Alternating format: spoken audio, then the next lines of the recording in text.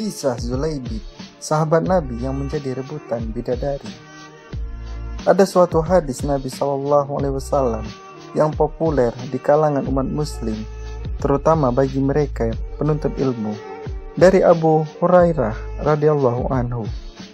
Ia berkata bahwa Rasulullah SAW bersabda, "Sesungguhnya Allah tidak melihat pada bentuk, rupa, dan harta kalian. Akan tetapi, Allah hanyalah melihat pada hati dan amal kalian." Hadis riwayat Muslim. Hadis ini sejalan dengan salah satu firman Allah dalam Al-Quran yang artinya, "Sesungguhnya orang paling mulia di sisi Allah adalah orang yang paling bertakwa di antara kamu." Quran Surat Al-Hujarat ayat 13. Ada suatu kisah sahabat Nabi yang begitu menyentuh hati karena memilih berjihad bersama Rasulullah daripada kenikmatan dunia. Allah pun menjadikannya syahid dan menjadi rebutan bidadari.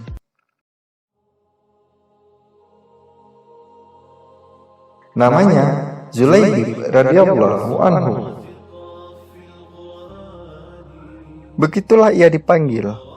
Namanya menunjukkan kalau ciri fisik yang kerdil dan pendek.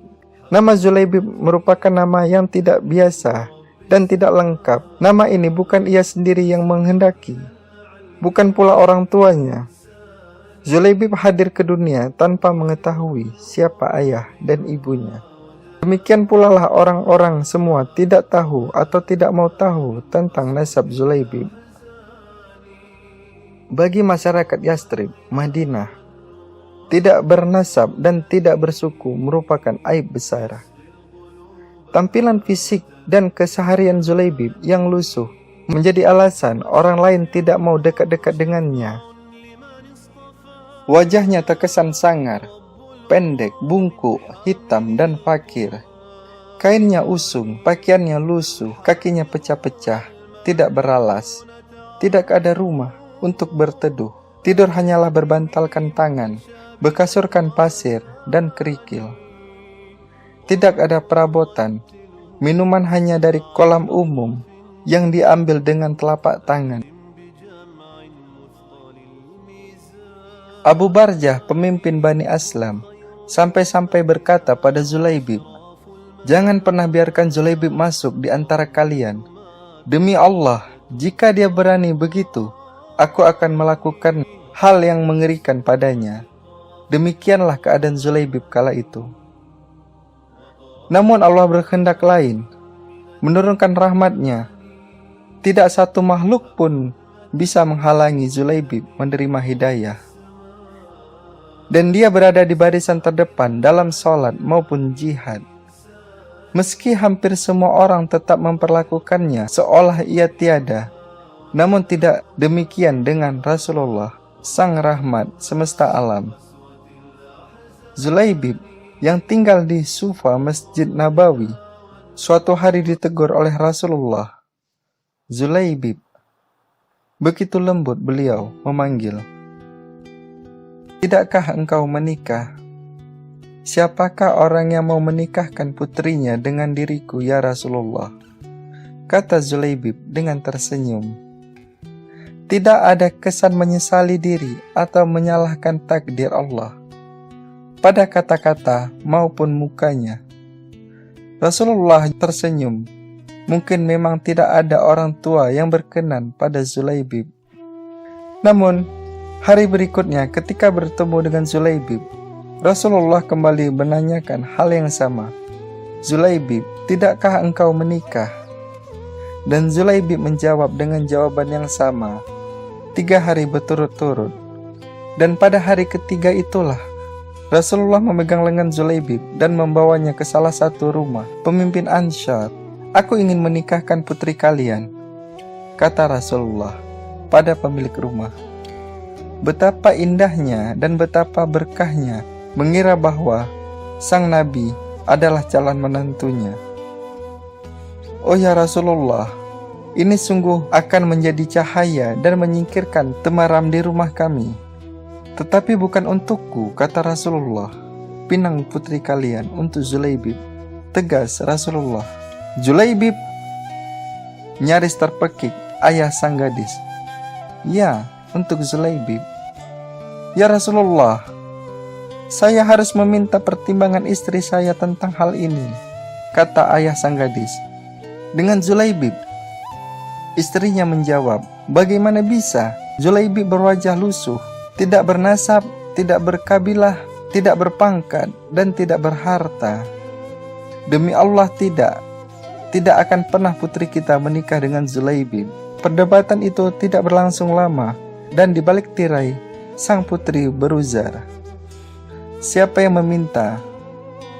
Sang ayah dan sang ibu menjelaskan, apakah kalian hendak menolak permintaan Rasulullah? Demi Allah, kirimkan aku padanya.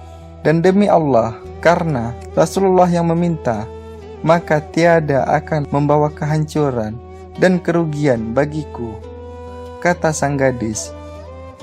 Sang gadis solehah itu pun membaca ayat yang artinya, dan tidak patutlah bagi lelaki beriman dan perempuan beriman apabila Allah dan Rasulnya telah menetapkan suatu kehendak, akan ada bagi mereka pilihan lain tentang urusan mereka. Dan barang siapa yang mendurhakai Allah dan Rasulnya, maka sesungguhnya dia telah sesat dan menyesatkan. Quran Surat Al-Ahzab ayat 36. Dan sang Nabi dengan tertunduk berdoa untuk sang gadis solehah itu. Ya Allah, limpahkan kebahagiaan atasnya dalam kelimpahannya yang penuh berkah. Jangan kau jadikan hidup bermasalah. Demikian doa indah Rasulullah. Maka benarlah doa Nabi itu. Tak lama kemudian, kebersamaan di dunia tidak ditakdirkan terlalu lama. Meski di dunia, sang istri solehah dan bertakwa, tapi bidadari telah terlampau lama merindukan dia di surga. Julaibib lebih pantas menghuni surga daripada dunia yang tidak bersahabat padanya. Saat syahid di medan perang, Rasulullah begitu kehilangan Julaibib. Pada akhirnya pertempuran, Nabi SAW, apakah kalian kehilangan seseorang? Ya tidak Rasulullah. Serempak sahabat menjawab, sepertinya Julaibib memang tidak berarti di kalangan mereka. Apakah kalian melihat seseorang? Tanya Rasulullah. Nabi bertanya lagi. Kali ini wajah Nabi merah bersemu. Tidak ya Rasulullah. Kali ini sebagian menjawab dengan was-was dan beberapa menengok ke kanan dan ke kiri.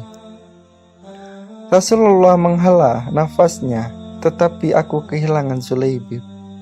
Kata beliau, para sahabat tersadar, carilah Julaibib. Maka Julaibib temukan, ia terbunuh dengan luka-luka di sekujur tubuh dan wajahnya. Di sekitar jasadnya ada 7 jasad musuh yang telah ia bunuh. Rasulullah dengan tangannya sendiri mengafani Julaibib. Beliau mensolatkan dan berdoa, ya Allah, dia adalah sebagian dari diriku dan aku adalah sebagian dari dirinya. Demikian kisah Julaibib berakhir syahid ketika membantu Rasulullah dan para sahabat. Pilihannya berjihad demi merindukan syahid, mendapatkan ganjaran indah dari Allah Subhanahu wa Ta'ala. Rupa memang tidak seelok para bangsawan, namun bidadari di surga tersebut menginginkan sosok Julaibib. Tepatlah kiranya kita menyimpulkan bahwa ketakwaan merupakan harta paling berharga di sisi Allah. Sebab kekayaan, rupa maupun kedudukan di dunia akan lenyap begitu ajal datang menghampiri pemiliknya. Demikianlah video kali ini tentang kisah Julaibib. Semoga bermanfaat bagi kita semua. Amin ya robbal alamin. Assalamualaikum warahmatullahi wabarakatuh.